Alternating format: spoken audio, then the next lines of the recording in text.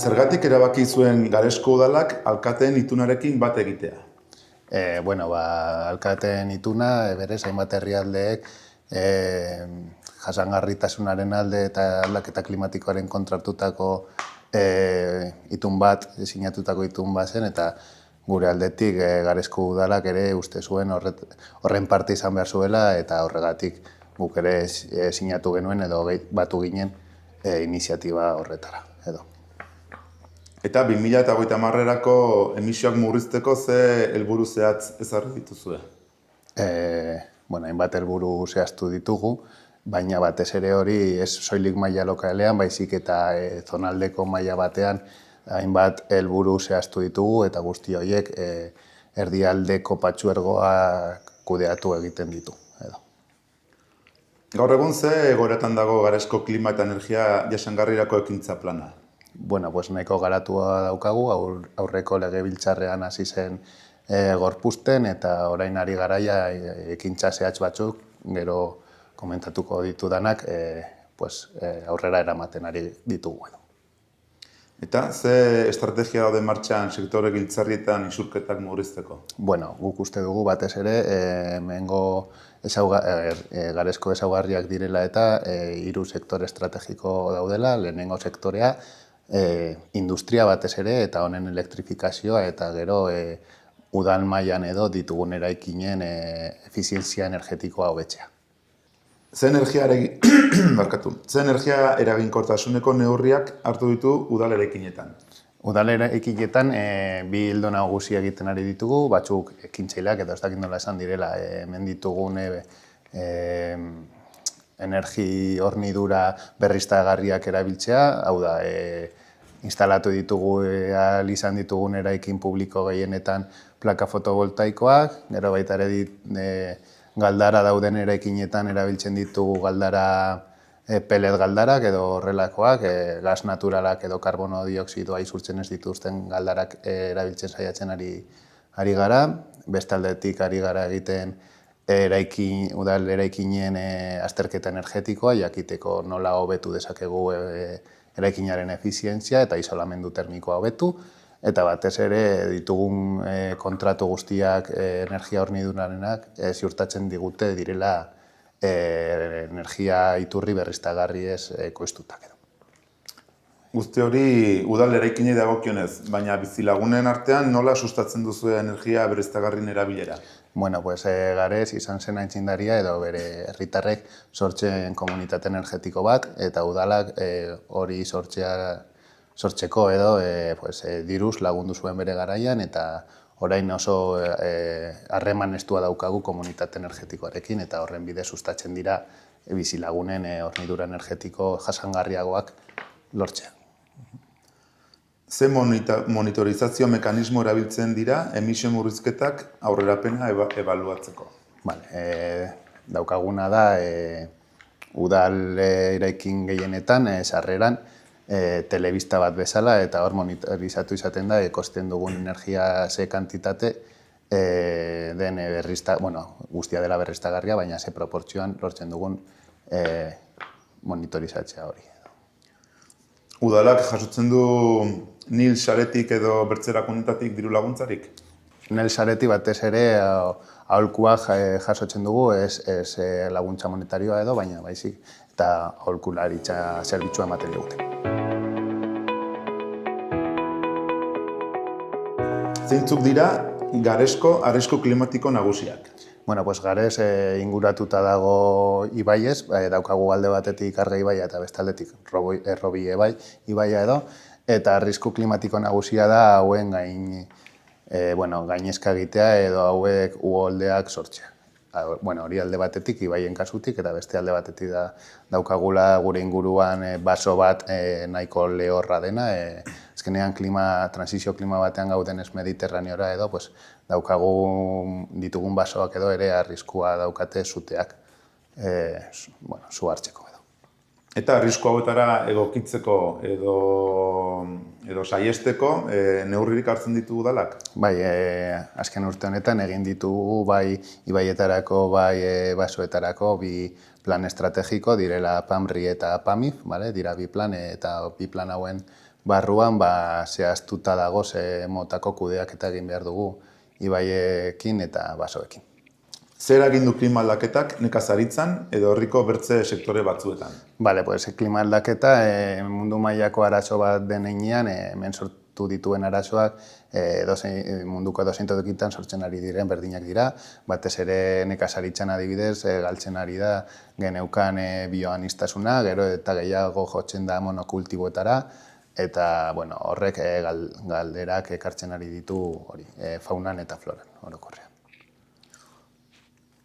Baduzue modurik herritarrak abisatzeko uholde baten aurrean, sute baten aurrean, bauze sistemarik? Bai, lehen esan dudan moduan, PAMRI dela uholdeak kudeatzen dituen plan estrategiko horren barruan dago sartuta alarma zerbitzu bat, non abisatzen gaituzten noiz gertatuko den uholde bat, ibaian gora dauden hainbat neurgailuen bidez, eta horrekin ja batez ere erreka ondoan bizi diren bizilagunei mezu bat, alarma bat iristen zaien mugikorrera, baldin badago uholde arriskua. Eta zuten inguruan ez dago abisurik, zeren ezin da iragarri noiz gertatuko den, baina plan horretan dago sartuta zer egin behar duten biztanleek edo hemengo bizilagunek zute baten aurrean. Ze baliabide gehigarri beharko lirateke Garesko resilientzia klimatikoa indartzeko? Bueno, pues batez ere orain ari gara refugio klimatikoak edo sortzen, eta horiek sortzeko beharko genituzke hainbat baliabide batez ere ekonomikoak egin ahal izateko edo hobetu ahal izateko ditugunak. Klima aldaketarekin zerikusia duten gaiekin baduzue bertze udaletxeekin hartu emanik? Bai, lehen esan dudan bezala, gauza hauek ez dira bakarrik kudeatzen maila lokalean, baizik eta Izarbe ibaiko bailararen inguruan ere baditugu harremanak beste udalekin, hainbat ekintza edo modu elkarrean egiteko.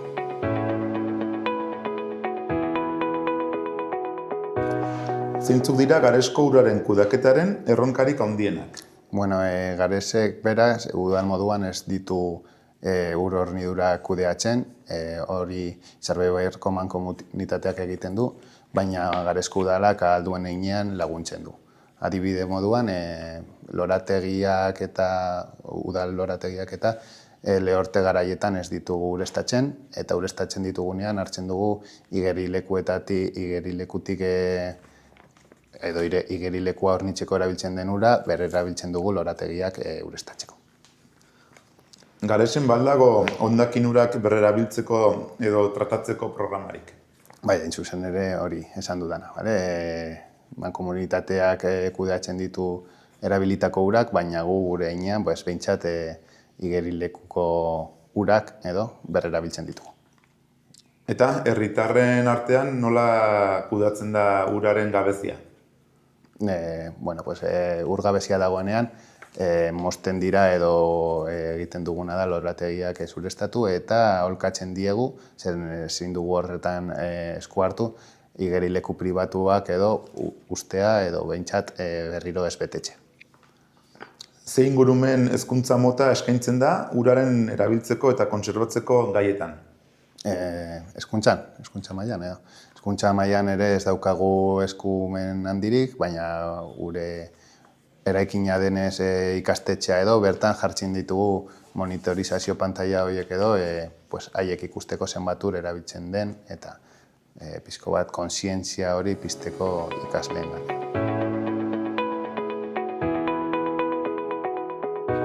Energia berriztagarriko zein proiektuari dira garatzen gaur egun Garesen? Gaur egun garatzen ari dira batez ere hainbat udal eraikinetan edo kiroldegian, frontoian eta bar plaka fotovoltaikoa jartzea, horrela ahalik eta energia subiranotasun handiena izateko Gares herri maila bezala. Eta ibilgailu elektrikoentzako karga puntu kopurua handitu duzue? Bai, nahiko karga puntu edo errekarga puntu asko ditugu Garesen, eta oraindik gehiago jartzea planteatzen dugu. Adibidez, behar bada, hemendik gutxira edo parking berri bat egingo da, parking disuasorio bat, eta bertan jarriko ditugu errekarga posteak. ibilgailu partikularren erabilera murrizteko eta garraio iraunkorra sustatzeko ahaleginik egiten duzue? Bai, ari gara ikertzen bi erronka edo ditugu aurrean. Alde batetik nahi duguna da autokooperatibo bat jartzea, bat kooperatibarekin ari gara hori zehazten edo, karkarkar kooperatibaren bidez, nahi dugu elkar banatzen den kotxe bat edo, udalak eta herritarren artean, kotxe elektriko bat herrian izatea. Horrela, kotxe hori erabilia ahalko du goizetan edo udal langileek eta arratsaldetan edo herriko biztanleek. Eta bestalde batetik ari gara begiratzen nola egin dezakegu alde zaharra edo kasko urbanoa peatonalizatzeko eta ahalik eta kotxeari espazio gutxien usteko.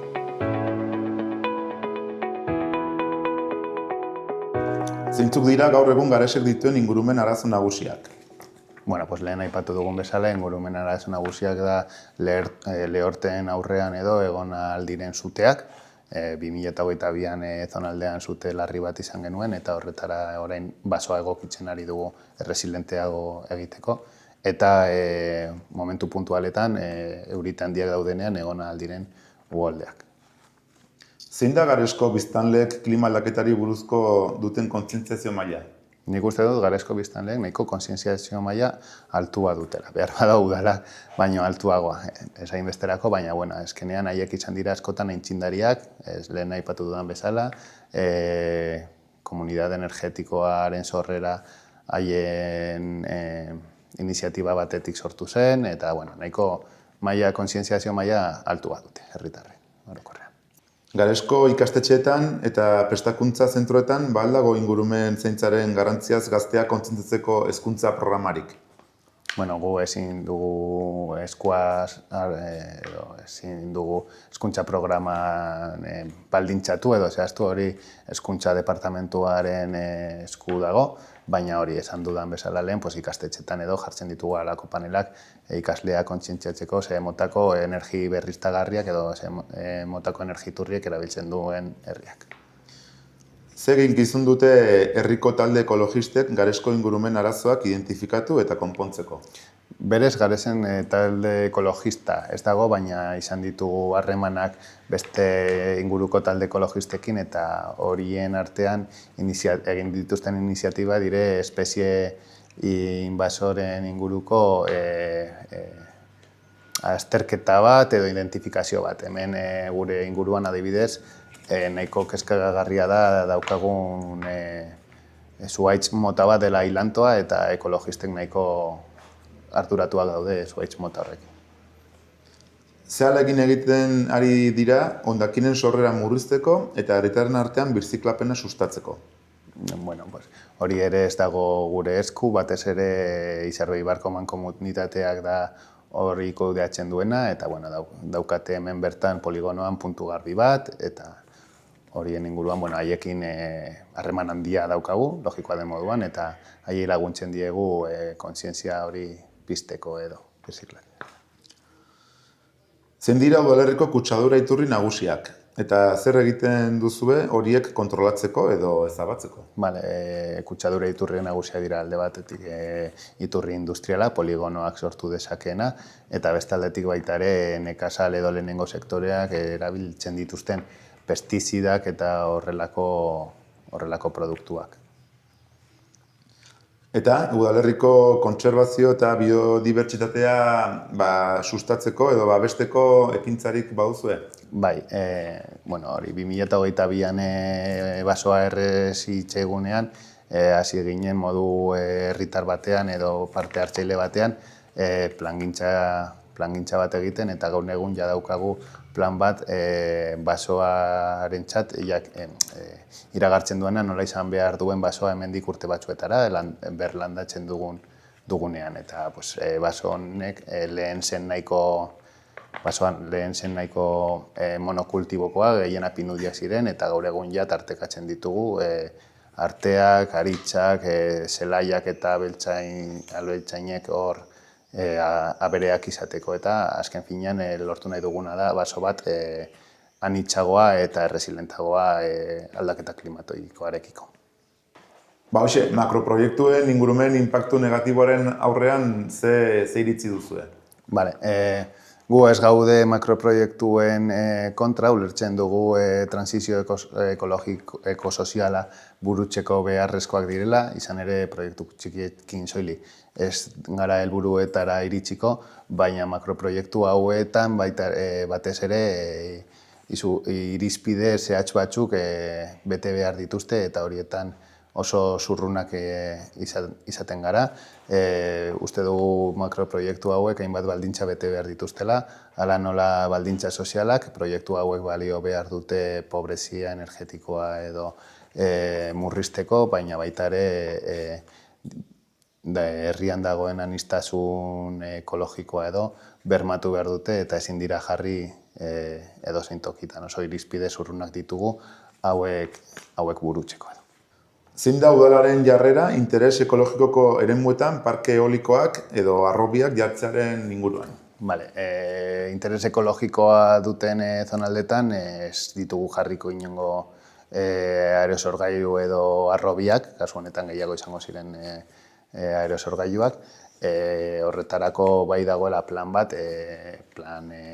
edo azterketa ekologiko bat jakiteko non jarria aldiren horrelako proiektuak edo. Zein uste duzu udalak izan behar duela administrazioaren papera klima ekintzetan? Klima ekintzetan udalak batez ere hauen errestatzaile eta kudeatzaile izan behar du.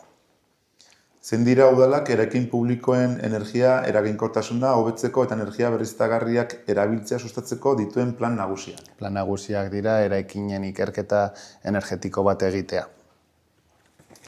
Zein ekintza nagusi ari zarete garatzen tokiko garraioaren isurpenak murrizteko? Batez ere kendu nahi diogu tokia garraio pribatuari herria edo urbanizatzen eta ari gara hainbat kooperatiba karkarkar bezalakoekin hizketan elkarbanatutako kotxeak erabiltzeko. Nola egokitzen ari zarete garezko hirigintza klima aldaketaren erronketara? Horberen bidez eta hainbat diru laguntzak ematen dituzte hirigintzan jasangarriago bat egiteko. Ze neurri hartzen ari zarete hondakinak murrizteko eta ekonomia zirkularra sustatzeko? Zentzu horretan horrek Izarbeibarko mankomunitateak kudeatzen du eta ez dago gure esku. Nola ari zarete nekazaritza, abeltzaintza edo basogintza bezalako sektorekin elkarlanean ingurumen naturalak babesteko? Batez ere saiatzen ari gara nekazaritzan ahalik eta monokultibo gutxien jarri dezaten nekazariek eta abeltzainekin saiatzen ari gara basoan egiten zelaien edo sorrera bat hor abeltzain estentziboa izan ahal izateko. Zeur kudaketak ekimen dituzue martxan hornidura eraginkor eta jasangarri bat bermatzeko? Hori lehen markatu. Hori Izarbeibarko mankomunitatearen esku dago, baina gure aldetik egin ahal dugun bakarra edo egiten duguna da udal lorategiak edo errehabilitako urarekin ureztatu. Zein baliabide edo kanpo laguntza ikusten duzu beharrezkoak direla estrategia guzti hauek garesen martxan paratzeko? Batez ere behar duguna dira diru sarrera Nafarroko gobernutik edo gobernu estataletik, inkluso Europatik, diru laguntzak beharko genituzke eta baita ere horrelako aholkaritza agentzien bidez kudeatzen dituzten proiektuak edo izaten.